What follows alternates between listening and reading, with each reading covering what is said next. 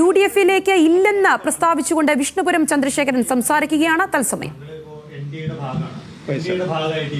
അതിനകത്ത് താങ്കൾക്കുള്ള ഒരു അതൃപ്തി തൊട്ട് എതിർകക്ഷിയായിട്ടുള്ള UDF നേതാക്കളോട് പറയുന്നത് അസ്വാഭാവികതയില്ലേ? ഉണ്ട്. സുഹൃത്തുന്നാലും കമ്മ്യൂണിസ്റ്റുകാർ ചോദിച്ചാൽ നമ്മൾ അങ്ങോട്ട് എങ്ങനെ സുഖമാണോ പ്രവൃത്തിയാണോ എന്നൊക്കെ ചോദിക്കുന്ന സമയത്ത് തുറന്ന് പറയുന്നത് കാര്യങ്ങൾ നമ്മൾ ഷെയർ ചെയ്യും. പ്രാക്ടിക്കലായിട്ട് ഒരു കാര്യം ഷെയർ ചെയ്യുന്നുണ്ടെങ്കിൽ അതിൽ എന്തെങ്കിലും തരത്തിലുള്ള ഡിസ്കഷൻ നടക്കുമല്ലോ. ഇല്ല അങ്ങനെ ഒരു ഡിസ്കഷൻ നടന്നിട്ടില്ല. ഈ വിഷയത്തിലുള്ള ഡിസ്കഷൻ നടന്നിട്ടേ ഇല്ല.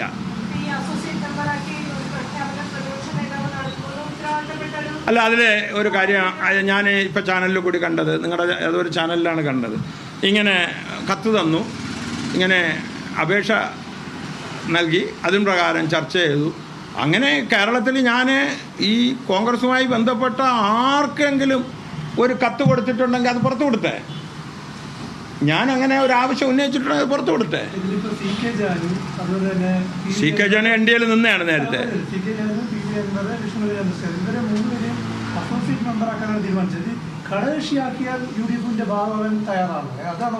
അല്ലല്ല, അങ്ങനെ ഒരു പ്രശ്നമില്ല. ഇതിപ്പോൾ രണ്ടും ഒരുപോലെ തന്നെ, ഏകദേശം ഇതിലിരിക്കും പോലെ തന്നെ അതിലിരിക്കുന്നത്. പക്ഷേ ഇതിൽ എൻ്റെ വിഷയങ്ങൾ രാജീവ് ചന്ദ്രശേഖർ ഒരു പരിധിവരെയൊക്കെ പരിഹരിച്ചിട്ടുണ്ട്, സംസാരിച്ച്. എൻ്റെ വിഷയങ്ങൾ ഇത്രയേ ഉള്ളൂ. അത് ഇതിൽ ചാനൽ പറയാൻ എനിക്ക് മടിയൊന്നുമില്ല. NDA കേട്ടോട്ടെ. അവർ ഈ ഘടകകക്ഷികളെ ആ മുന്നണി മര്യാദ അനുസരിച്ച് മാനിക്കുന്നില്ല എന്നുള്ളത് എൻ്റെ ഭാഗത്ത് ഇപ്പോഴും ഉറച്ചു നിൽക്കുന്നു.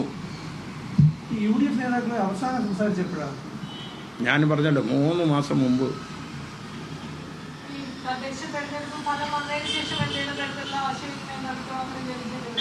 തദ്ദേശ തെരഞ്ഞെടുപ്പ് നടന്ന സമയത്ത് സജീവമായിട്ട് നമുക്ക് കുറച്ച് സീറ്റ് തന്നു. അതിൽ ഒരു ബ്ലോക്കും ഒരു വാർഡും ഒക്കെ ജയിച്ചു. അതിന് ഈ പരസ്പര ബന്ധമുള്ളവരാണ് കോൺഗ്രസ് നിൽക്കുന്ന എല്ലാ ആളുകളും. ഞാൻ ഒരു 10 വർഷങ്ങൾക്ക് മുമ്പ് ഈ കോൺഗ്രസ്, അന്ന് ബെന്നി ബഹനാനാണെന്ന് തോന്നുന്നു, എൻ്റെ ഉണ്ട്, ഇവിടെ തന്നെ ഞാൻ വേണമെങ്കിൽ കത്തെടുത്ത് തരാം, ഈ ഘടകകക്ഷി ആക്കാമെന്ന് പറഞ്ഞ് കത്ത് തന്നിട്ടുണ്ട് എനിക്ക് 10 വർഷം മുമ്പ്. അന്ന് നമ്മൾ ഇതിൽ ഘടകകക്ഷി അല്ല. അന്ന് ഈ കാമരാജ് കോൺഗ്രസ് ഇടതുപക്ഷത്തിനാണ് നമ്മൾ സഹായിക്കുന്നത്. വക്കം വിശ്വനാണ് ഇത് ഉദ്ഘാടനം ചെയ്തതൊക്കെ.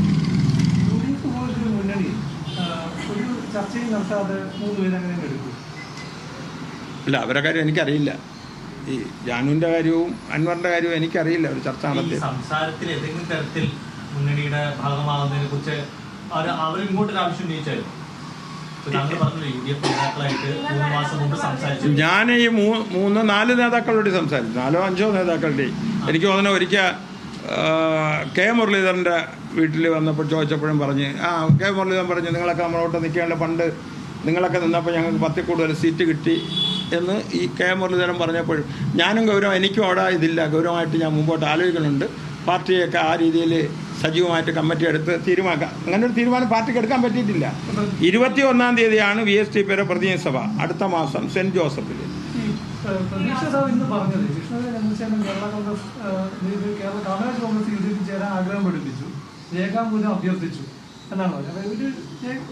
അല്ല, അത് ഞാനിവിടെ കിടന്ന് തർക്കിക്കുന്നില്ല. നിങ്ങൾക്ക് എന്നെ ഞാൻ എന്തെങ്കിലും ഈ പാർട്ടിയെ സംബന്ധിച്ച് പ്രസിഡന്റ് ആണ് ചിന്തിക്കേണ്ടത്. എന്ത് തീരുമാനിക്കാനും VSDP ആയാലും പ്രസിഡന്റ് എൻ്റെ പരമാധികാരം. എൻ്റെ പാർട്ടിയിൽ ഒരാൾക്കും അപേക്ഷ കൊടുക്കാനും പറ്റില്ല, കൊടുത്തിട്ടുമില്ല. ഞാൻ പറയണത് അതല്ലല്ലോ, ഞാനിത് ലൈവായിട്ട് പറയല്ലേ. അതെടുത്തൊരു ഏതെങ്കിലും ഒരു ചാനലിൽ കൂടി ഞങ്ങൾ കാണിക്കട്ടെ. വാട്സപ്പിലും നമ്മൾ അങ്ങനെയൊന്നും ചെയ്തിട്ടില്ല. നമ്മൾ ഈ കോൺഗ്രസുമായി ബന്ധപ്പെട്ട ആളുകളുമായിട്ട് സംസാരിച്ചോ എന്ന് ചോദിച്ചാൽ ഞാൻ സംസാരിച്ചിട്ടുണ്ട്. ഇങ്ങനെയാണ് മുന്നണിയിൽ എന്തൊക്കെ പ്രശ്നം, മുന്നണിയുടെ പ്രശ്നങ്ങളൊന്നും ഞാൻ പറഞ്ഞിട്ടില്ല.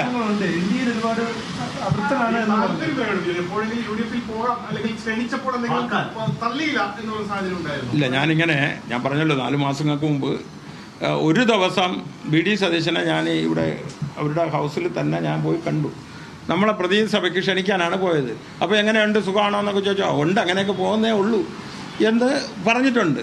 പിന്നെ രമേശ് ചെന്നിത്തലയുടെ അമ്മ മരിച്ചപ്പോൾ ഹരിപ്പാട് ഞാൻ പോയിരുന്നു. അപ്പം അടുത്തുകൂടി ഇരുത്തി കാര്യങ്ങളൊക്കെ ചോദിച്ചാൽ എങ്ങനെ വിഷു എങ്ങനെ എന്തിന് നിൽക്കുന്നത്, നമ്മളോട് നിൽക്കേണ്ടതല്ലേ, ഞാനും ഗൗരവമായിട്ട് ആലോചിക്കും എന്നൊക്കെ ഞാൻ അദ്ദേഹത്തിനോട് പറഞ്ഞിരുന്നു. എനിക്ക് തോന്നുന്നു 2-3 മാസത്തിന് അകത്തുള്ള കാര്യമാണ് ഹരിപ്പാട് വെച്ച്. ഇത്രയേ ഞാൻ ബന്ധപ്പെട്ടിട്ടുള്ളൂ. പിന്നെ മുരളീധരനെ ഒരു ദിവസം ഞാൻ കണ്ടിരുന്നു. അപ്പം അതിനും കാരണം ഞാൻ NDA അതൃപ്തനാണ് എന്ന് പറഞ്ഞ് ഞാൻ 1-2 ചാനലിലൊക്കെ പറഞ്ഞിരുന്നു, അത് വന്നിരുന്നു മാതൃഭൂമി പോലെ ഈ ഇരിക്കുന്ന പല ചാനലിലും വന്നിരുന്നു. NDL എനിക്ക്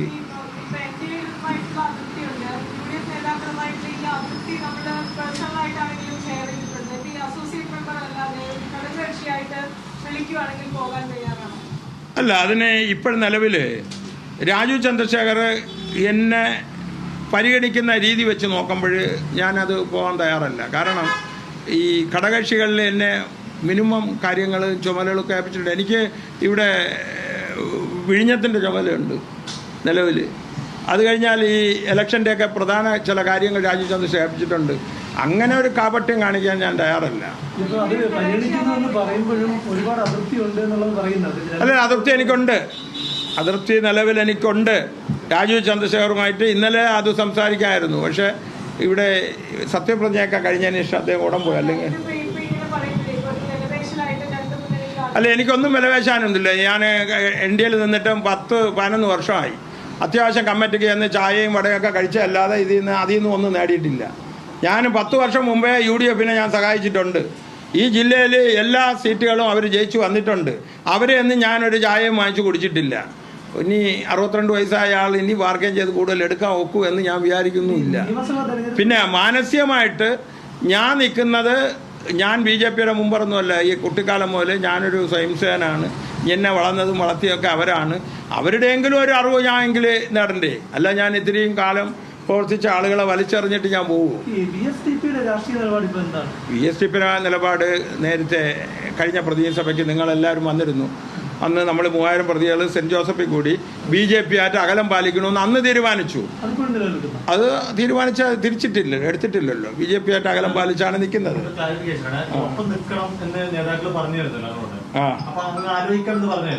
ഇല്ല, പാർട്ടിയെ അത്തരത്തിൽ നമ്മളെ പാർട്ടിയുടെ ആളുകൾ സജീവമായിട്ടില്ല. ഞാൻ തന്നെ എനിക്ക് എന്തെങ്കിലും ഒരു അഭിപ്രായ വ്യത്യാസം അതുമൊക്കെ ചർച്ച ചെയ്യണമെങ്കിൽ നാളെ ഞാൻ ഇവിടെ ചർച്ച ചെയ്യാൻ വിളിച്ചിട്ടുണ്ട്.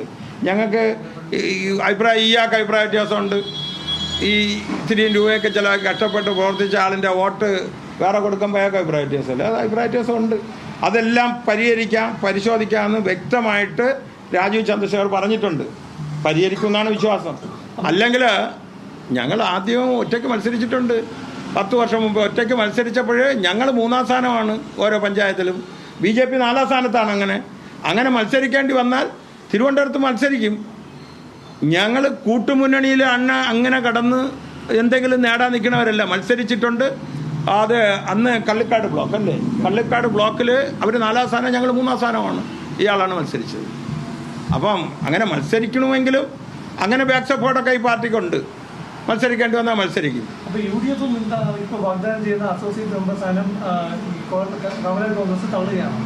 അല്ല, ഞാൻ അതിൽ പോകുന്ന കാര്യം തള്ളു തന്നെ. കാര്യം ഈ രാജീവ് ചന്ദ്രശേഖർ എൻ്റെ വിഷയങ്ങൾ പറഞ്ഞ ഒരുപാട് വിഷയമുണ്ട്. എല്ലാം ഞാൻ പറയുന്നില്ല. അതിനെല്ലാം പരിഹാരം അദ്ദേഹം കണ്ടെത്തിക്കൊണ്ടിരിക്കുന്നു. അപ്പം ഞാനിപ്പോൾ അങ്ങനെ ഉടനെ പോകുന്ന കാര്യം ഒന്നും ചിന്തിച്ചിട്ടുമില്ല. അല്ല, ഞാൻ ഇതിന് മാനസികമായി എനിക്ക് യോജിപ്പുണ്ട്. ഈ പ്രസ്ഥാനത്തിനോട് എനിക്ക് കടപ്പാടുണ്ട്. ഈ 15 വയസ്സ് മുതൽ ഈ 62 വയസ്സ് വരെ ഈ പ്രസ്ഥാനത്തിൻ്റെ പോഷക സംഘടനയായ സംഘം RSS പോലുള്ളതിൽ എനിക്ക് കടപ്പാടുണ്ട്. അതിനെയൊക്കെ ലംഘിച്ചു പോകാനുള്ള അതിനേക്കാൾ വലിയ സംവിധാനം ഇവർ ഒരുക്കും എന്നുള്ളതൊന്നും എൻ്റെ മനസ്സിലില്ല. അങ്ങനെ അല്ലെങ്കിൽ എന്തെങ്കിലും പോയിട്ട് എനിക്ക് MLA ആവണോ MP ആണ്. ഞാനിതാ ഈ ചാനലിൽ കൂടി അത് പറയാണ്, 62 വയസ്സായി, ഞാൻ ഒരിടവും മത്സരിക്കില്ല.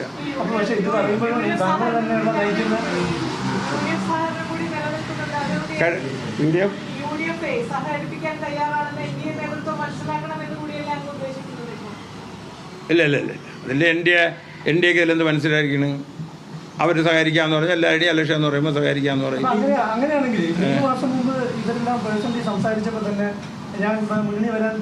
അല്ല, ഞാനന്നും പറഞ്ഞു, എല്ലാവരും പറയല്ലോ, ഞാൻ സജീവമായിട്ട് നിൽക്കുന്നുണ്ട്.